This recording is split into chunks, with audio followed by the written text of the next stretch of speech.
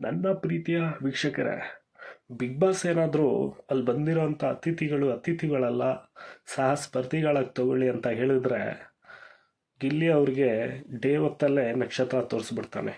ಅವನ ಟ್ಯಾಲೆಂಟು ಅವನಲ್ಲಿದೆ.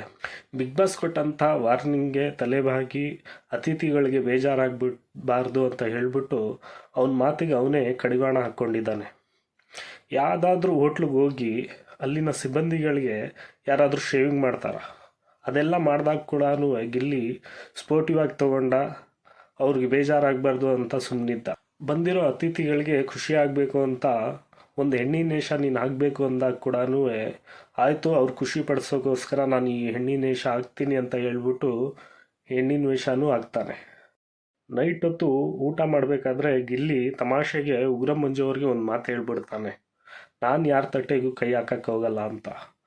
ಅವನು ಯಾವ ಥರ ತಮಾಷೆಗೆ ಹೇಳಿದ್ನೋ ಅದೇ ಥರ ಇವರು ಹೇಳ್ಬೋದಿತ್ತು.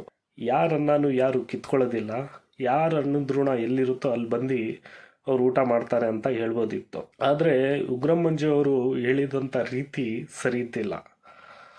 ಆದರೂ ಕೂಡ ಅವನು ಸುಮ್ಮನೆ ಆಗಿ ಅವ್ರ ಹತ್ರ ಸಾರಿ ಕೇಳಬೇಕು ಅಂತ ಹೇಳಿದಾಗ ಆಯಿತು, ನಾನು ಅವ್ರ ಹತ್ರ ಸಾರಿ ಕೇಳ್ತೀನಿ ಅಂತ ಹೇಳ್ಬಿಟ್ಟು ಗಿಲ್ಲಿ ಹೋಗಿ ಸಾರಿ ಕೇಳಕ್ಕೆ ಹೋಗ್ತಾನೆ. ಆದರೆ ಉಗ್ರ ಮಂಜು ಅವರು ಅವ್ರ ಜೊತೆ ಅವಾಗ ನಡ್ಕೊಂಡಂಥ ರೀತಿ ಸರಿ ಇಲ್ಲ. ಇವ್ರು ಮಾಡಿದ್ರೆ ತಮಾಷೆ, ಬೇರೆಯವ್ರು ಮಾಡಿದ್ರೆ ಅಮಾಸೆ. ನೀವೇನು ಹೇಳ್ತೀರಾ ಫ್ರೆಂಡ್ಸ್? ಕಮೆಂಟ್ ಮಾಡಿ.